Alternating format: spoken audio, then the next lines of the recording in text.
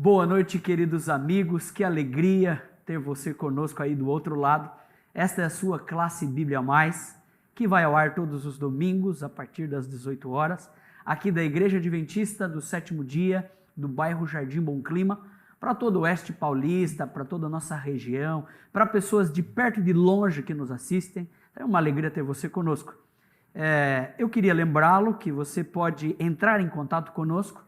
Essa classe bíblica tem esse propósito, é um diálogo interativo onde você participa. E você pode participar pelo chat do YouTube, você pode digitar aí a sua pergunta, seu comentário, e também pelo chat do Facebook, assim como para este número que aparece na sua tela, ok? Esse WhatsApp. Então você envia a sua pergunta, a sua dúvida, e ela enriquecerá o nosso programa e será uma bênção para a honra e glória do nome do nosso Deus.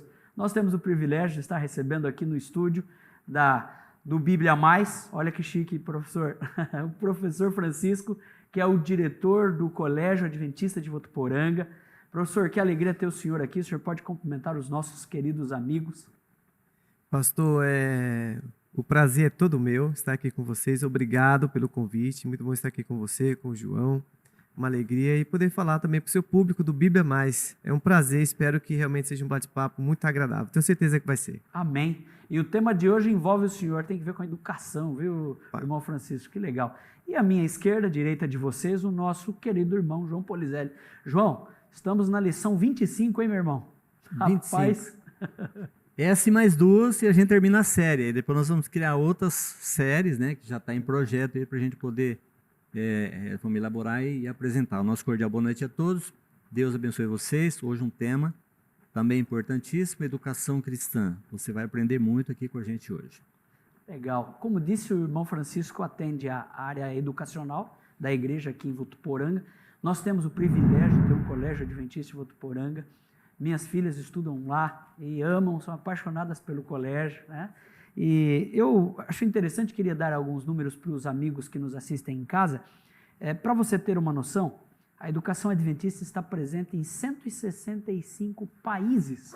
É muito país, amigo. Olha que coisa, né? Além disso, temos 1,5 milhão de alunos e 270 mil estudantes só na América do Sul. Então, você viu aí o número mundial, agora na nossa divisão sul-americana, que compreende o Brasil e os países da ala hispana, assim como também 871 instituição de ensino, como faculdade, escolas, como a de Votuporanga, e 18 mil professores, professor Francisco. É muito professor, transferindo conhecimento para as pessoas, que legal. E conhecimento de qualidade com princípios, né? Amém. Bacana.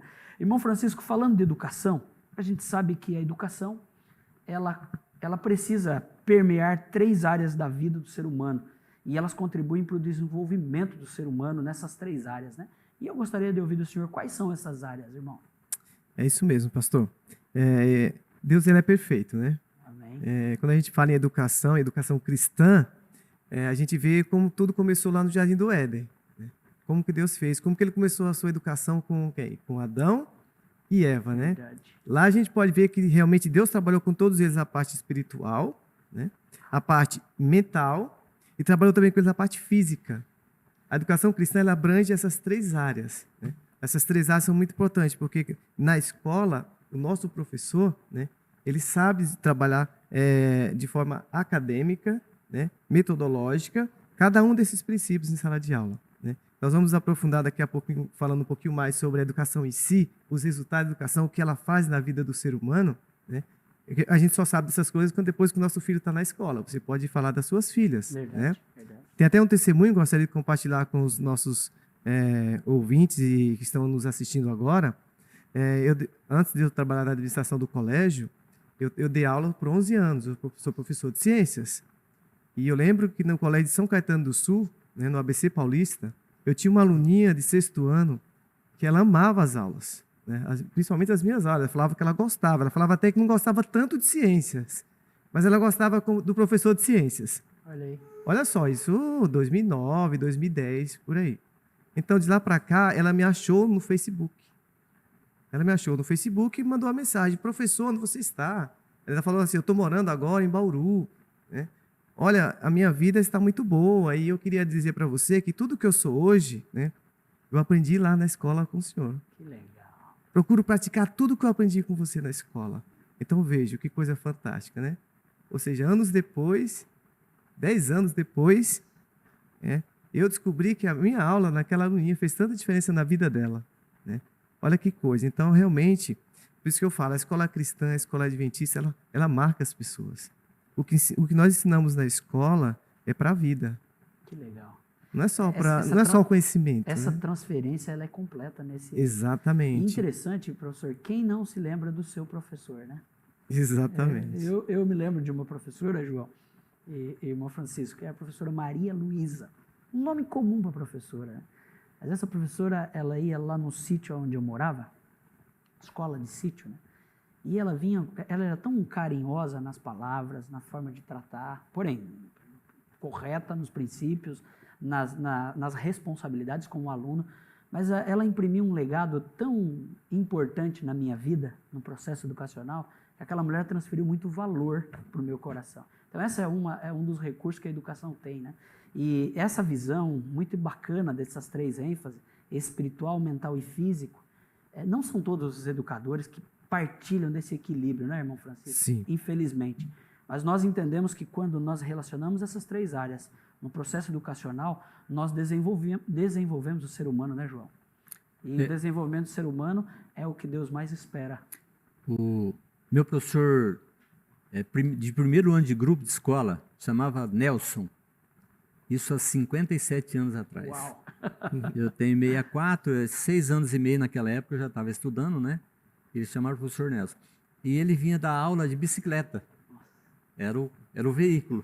E ele passava em frente à minha casa na hora que ele estava voltando. E ele falava, ó, outra nota boa, né? Ele falava 10, né? Vou tirar outro 10 amanhã, né? Então, o senhor falou, a gente não esquece.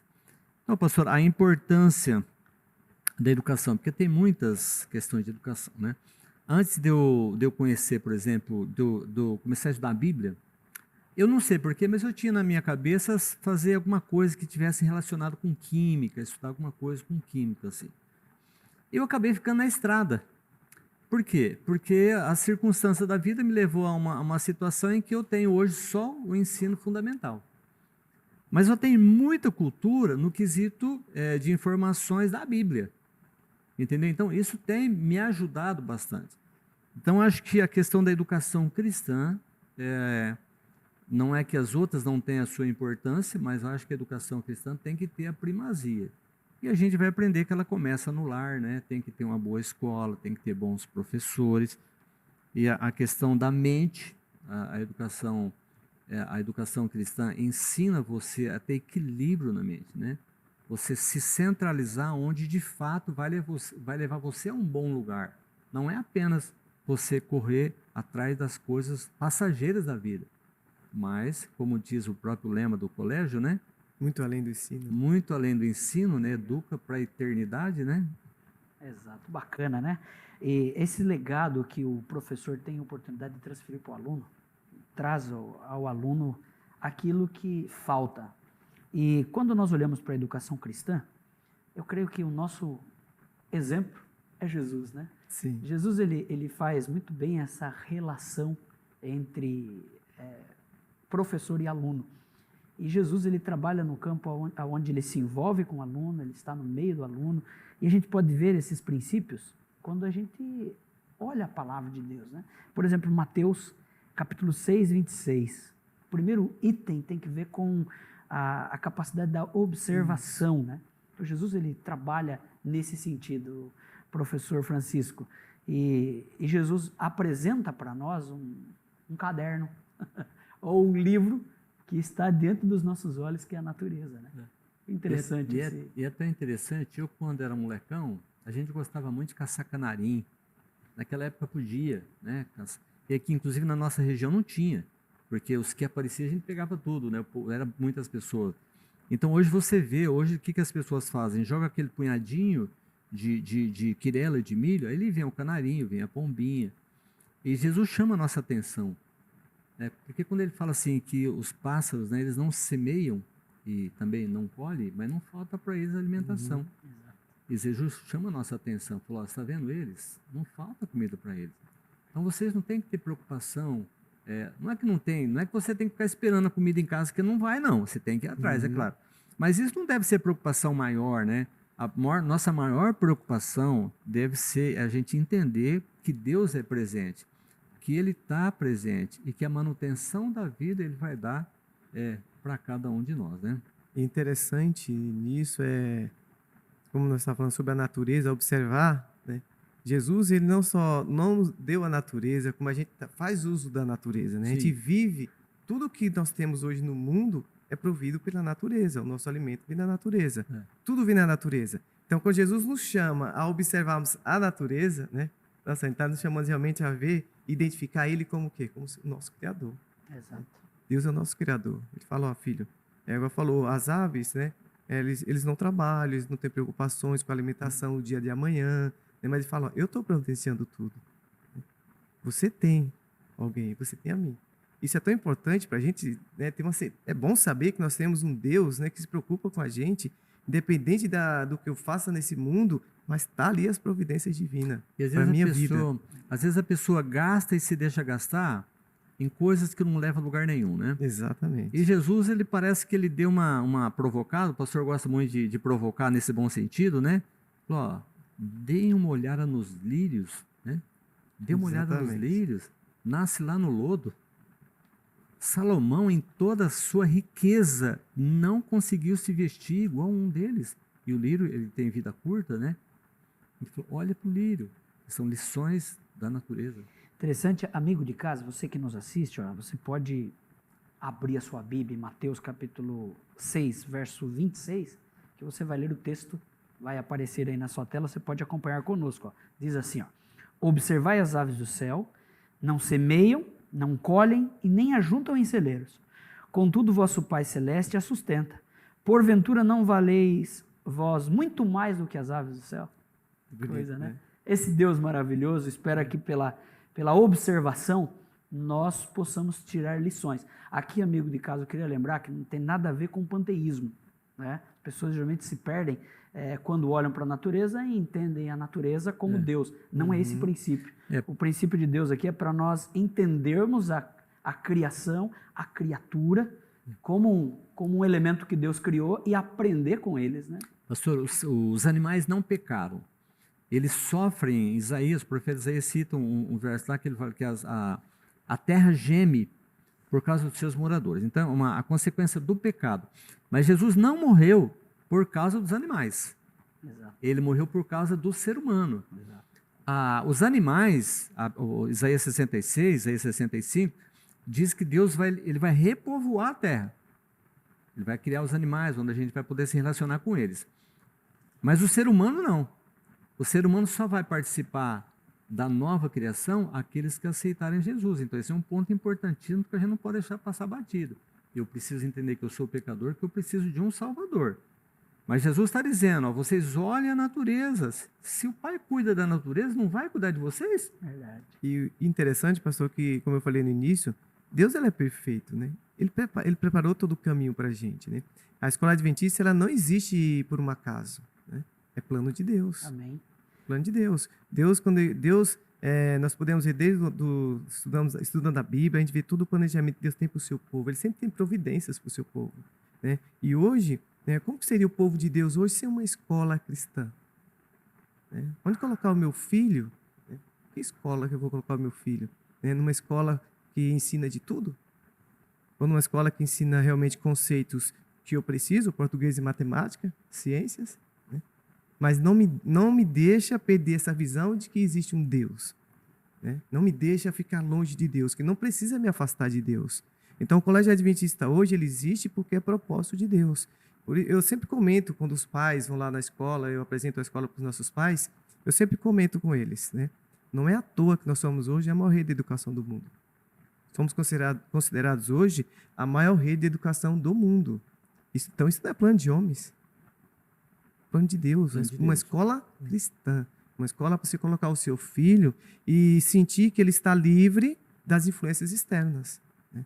Aquilo que o mundo prega aí fora não é o que nós pregamos dentro da escola adventista. Lá nós ensinamos tudo.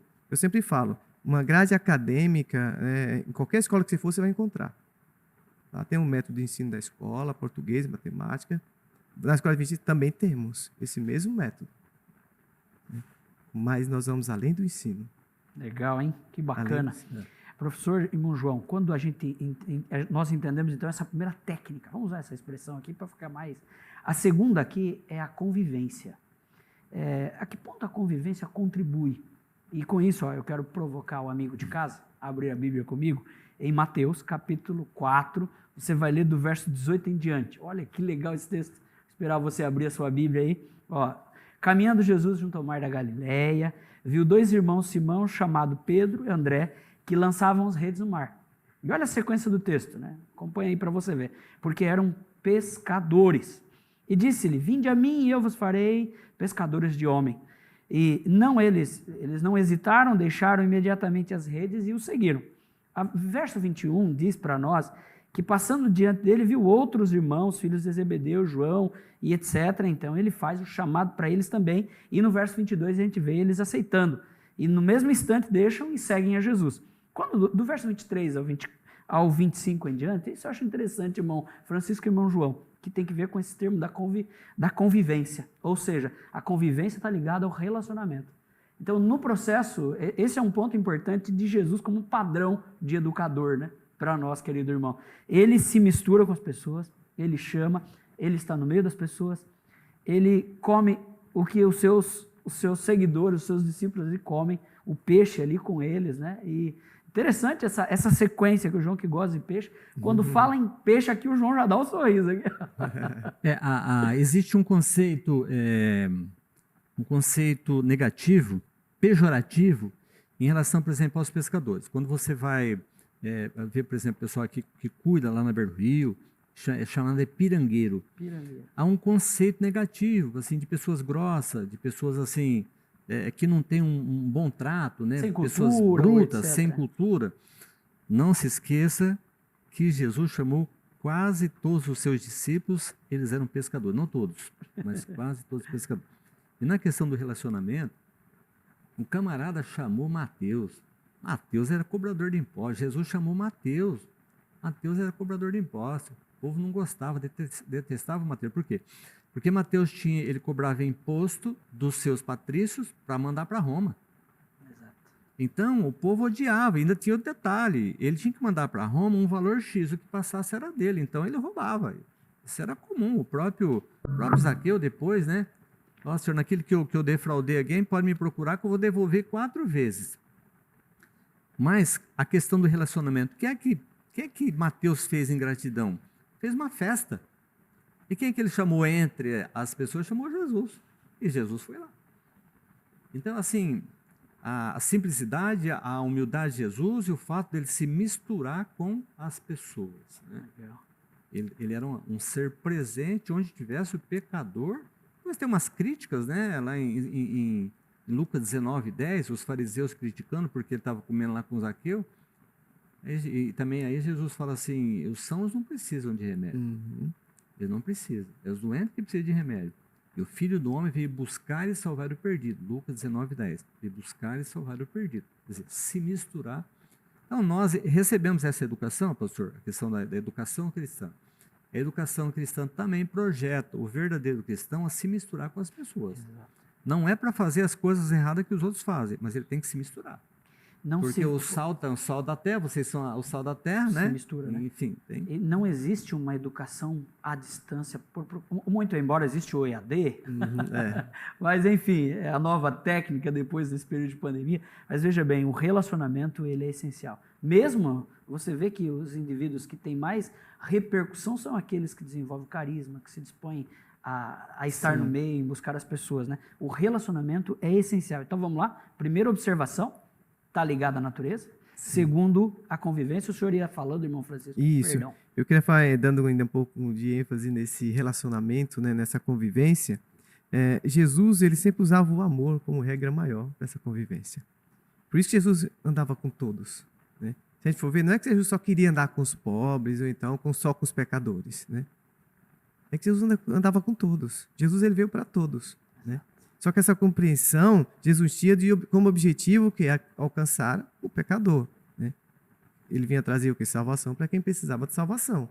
Jesus não ia trazer salvação para quem? Para quem está salvo? Não. Então Jesus ele veio com um propósito. E o propósito da educação adventista hoje é exatamente esse. Igual a mãe falou, de 100% dos nossos alunos, 85% não são adventistas. Olha aqui. Ou seja, no máximo 15% nós temos que são adventistas.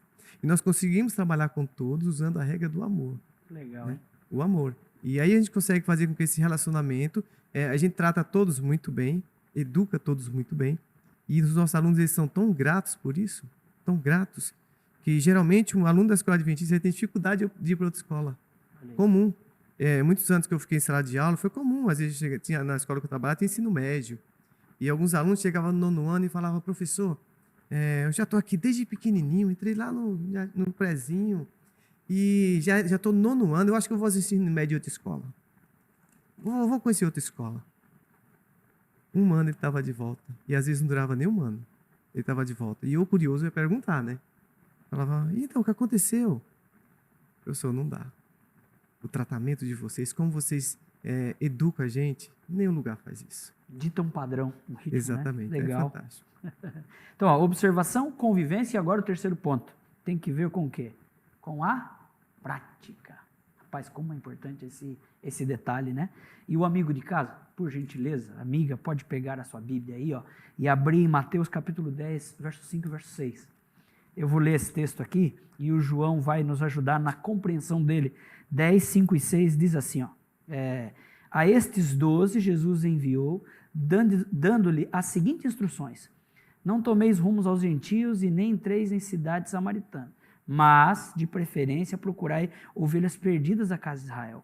À medida, olha que interessante esse verso 7, à medida que seguiam, pregai que está próximo o reino dos céus. Né? Então a gente vê nesses 2 textos, até o verso 7, que eles foram enviados, né, João? E tinha um propósito esse envio deles. Foco, né? O evangelho, quando Deus chama desde lá de trás, quando Deus chama Abraão, Isaac, Jacó, Deus queria ter um povo na terra que fosse seu representante. Então, quando Jesus veio, ainda continuava essa ideia. E também não dá aqui para falar a questão da profecia das 70 semanas, porque o povo judeu tinha um período de tempo para ser o povo e continuar sendo o povo representante de Deus na terra. E essa profecia ela termina no ano 34 da nossa era, que é o tempo que eles tiveram para continuar sendo o povo representante.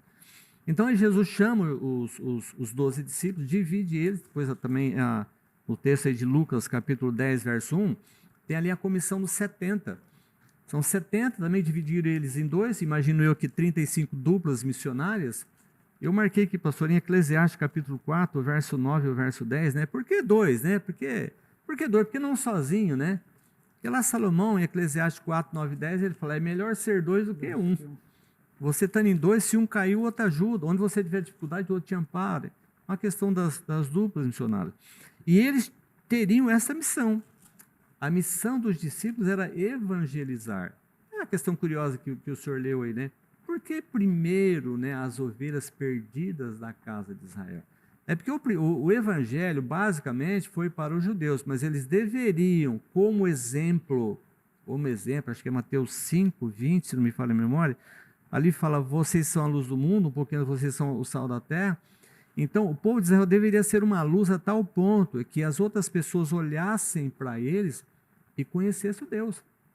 E no Salmo 67, verso 1 e 2, o salmista ora assim, Senhor, faça com que a tua luz resplandeça sobre mim, para que as outras pessoas, ao olhar para mim, na verdade, vejam a tua pessoa. Então, esse é o plano original de Deus. Aí, então, o povo judeu deixa de ser o povo representante, e aí, então, Paulo e Pedro, né, eles passam a levar o evangelho também para os gentios. Mas antes não era? Era. Você lê Isaías 56, você vai ver que o evangelho sempre foi para todos. Ali o profeta fala, minha casa será chamada casa de oração para todos os povos. Isaías 56. Então, o evangelho sempre foi para todos. Mas a responsabilidade até ali era do povo judeu, de pregar o evangelho. Que legal. Isso é bem legal, pastor, porque quando fala de prática, né? É exatamente isso que a escola trabalha, tentando mostrar uma prática para os alunos, né? E Jesus, em toda a sua vida, ele sempre se dedicou a sua vida ao próximo.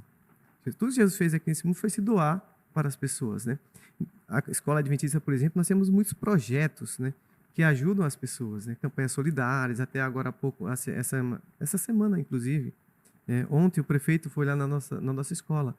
O prefeito Jorge Seba e a esposa dele foram na nossa escola para receberem uma doação da escola de alimentos. Que legal. Né? Então a escola conseguiu arrecadar, né, fizemos uma campanha solidária para ajudar as pessoas mais carentes, né, arrecadamos mais de 1.000 itens de alimentos, né, e sabemos que a prefeitura tem esse trabalho, né, ele atende os mais pobres aqui na cidade, eles recolhem os alimentos e distribuem de acordo. E nós levamos esses alimentos para até a prefeitura, né, então assim, eles agradeceram muito porque a escola está servindo a sociedade. Né?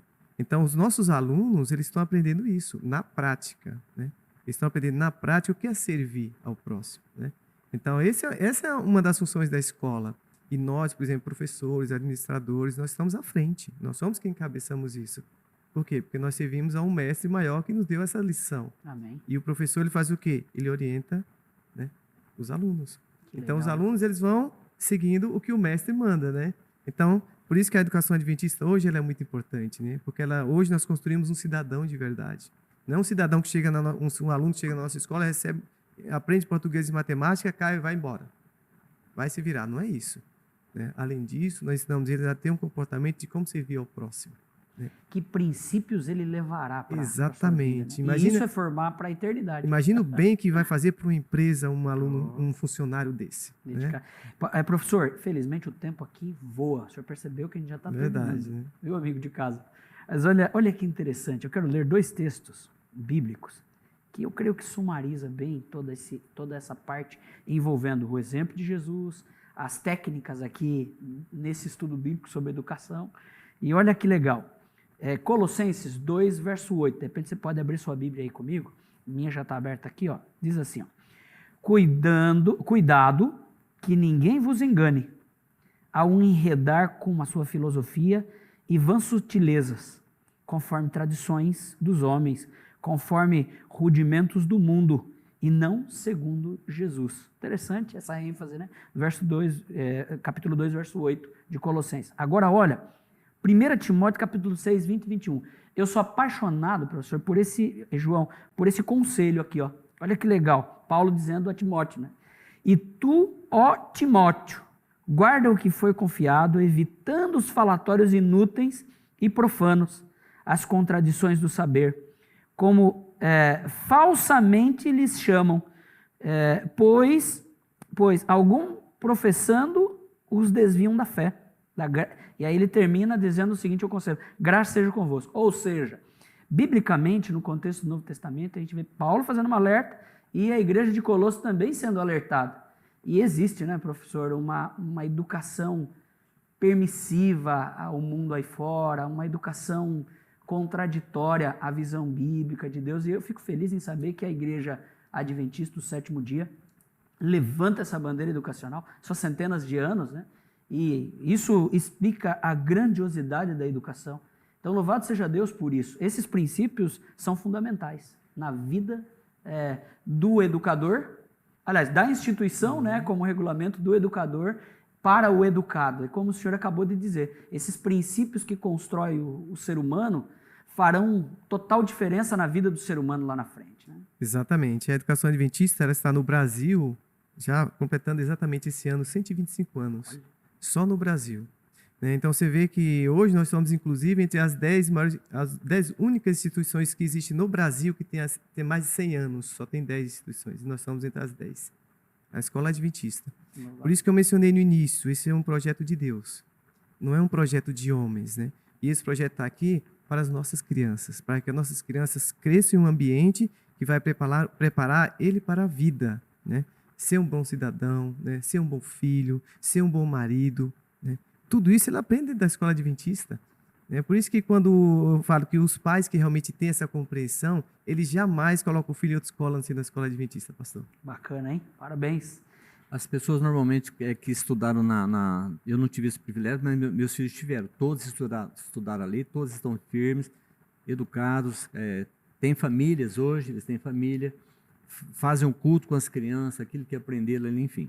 Então, eu sou muito grato ao Colégio Adventista pelos meus filhos, Legal. que estudaram e têm uma vida hoje assim normal dentro de uma orientação que receberam ali, entendeu? Então Eu imagino, João, vocês foram 3, né? 4, né? 4. Imagina a luta que para você mantê-los, etc. É uma batalha. Eu não sei hoje, por exemplo, se fosse entender hoje como é que aconteceu, porque naquela época podia ajudar lá e tinha alguns descontos e tal, né? Não ganhava muito pouco, então, mas eu não sei, mas Deus proveu de tal maneira. Legal. Que uma das coisas assim que eu sou muito agradecido a Deus por ter conhecido também a igreja, o colégio, também a Bíblia, em primeiro lugar, é claro, né, os princípios da Bíblia, pela família. Esse é o patrimônio que Deus me deu. Então, a minha gratidão maior está em torno desse patrimônio que Ele me deu, que é a família. O maior de todos os patrimônios. O maior de todos. E a gente vê assim, fora da minha família, quantos alunos que a gente vê falar, eu estudei no Colégio Adventista. As pessoas falam isso com orgulho. É verdade. Com desdém. Isso é verdade. Nós temos um cliente aqui, vou usar a palavra cliente, o professor João, que é seu amigo ali. Um dia eu estava com eu, João e um outro irmão da igreja, nessa praça de São Bento aqui em Votuporã. Olha só. Aí, de repente, do nada, o João sentado, a gente estava tomando um suco e comendo um pastel. Aí veio um camarada na direção do João, e o camarada se aproximou e disse, ô, professor João, como é que está o senhor? E o João, né, todo sorridente, olha para o rapaz, tudo bem, fulano. Aí me apresenta, que o pastor Edival está chegando agora, e o camarada tem uma granja de galinhas aqui perto, e aí eu olhei para aquele camarada e fiz uma pergunta. E aí você deve ter muito boas lembranças do professor. Nossa, esse professor foi uma bênção da minha vida. Professor, matemática é com ele aqui, ó. João é professor de matemática. É interessante que esse legado é visível na vida das pessoas, né? E infelizmente, amigo, nosso tempo termina. Nós agradecemos a você pela sua audiência. E eu gostaria de lembrar você os 4 últimos itens aqui na conclusão desse estudo, né? O propósito da educação é exaltar a Deus como Criador. Segundo, ter um sólido fundamento acadêmico no campo do território e da experiência, ou seja, teoria e prática, né? Sustentar princípios bíblicos que ajudem a moral e a ética do ser humano. Olha que coisa linda, que é isso tudo que o professor acabou de dizer. E além disso, eu gosto dessa segunda parte, preparar o indivíduo para servir. Deus quer que nós tenhamos no nosso coração a educação, meu querido irmão, aluno aqui do Bíblia Mais, como o padrão que Deus deixou, seguindo a experiência, seguindo a prática, seguindo o envolvimento com as pessoas, ser uma educação mais sensível, não presa tanto no campo da teoria, da filosofia, ou seja, do acadêmico, óbvio que isso não desmerece, mas entendendo que a educação Deus deixou com um propósito. Nós louvamos a Deus, porque nessa noite tivemos a oportunidade de estudar sobre educação. E você, que está nessa escola de Cristo aqui, acha interessante esses princípios? Quer, a partir de agora, de repente, priorizar alguns detalhes que você tenha ignorado no processo de educação? Você já pensou que a educação aqui na nossa classe bíblica envolve você aqui? Olha, tá vendo? Você está estudando a Bíblia com a gente, já está na 25ª lição. E essa evolução, com certeza, ele fez conhecer a palavra de Deus. E o recurso da educação foi usado aqui para alcançar você. É seu desejo matricular-se sem reserva na escola de Cristo? A escola que valoriza os princípios, que faz a vontade de Deus. Louvado seja Deus pela sua decisão, viu? E olha, nesse momento, pensando em tudo isso que nós aprendemos, nessa noite eu quero orar, colocando a sua vida nas mãos de Deus mais uma vez. Santo Deus, maravilhoso Pai, nós lhe agradecemos pelo privilégio, ó Deus, de abrir a tua Bíblia, a tua palavra, Deus, nessa noite, junto com a amiga ou amigo de casa que está nos assistindo. E ponderar itens tão importantes, ó Deus, pertinentes à educação, princípios importantíssimos na vida do professor, do aluno, da instituição. Que o Senhor continue abençoando a rede de educação adventista, que o Senhor continue abençoando a educação adventista, a igreja adventista, os nossos irmãos que nos assistem aqui pelas páginas, que assistem o Bíblia Mais, que estão tendo a oportunidade de conhecer sobre os teus princípios. Cuide de cada um deles, abençoe-nos, ó Deus. Em nome de Jesus oramos. Amém. Amém. Amém. Um abraço para você e até a próxima Bíblia Mais.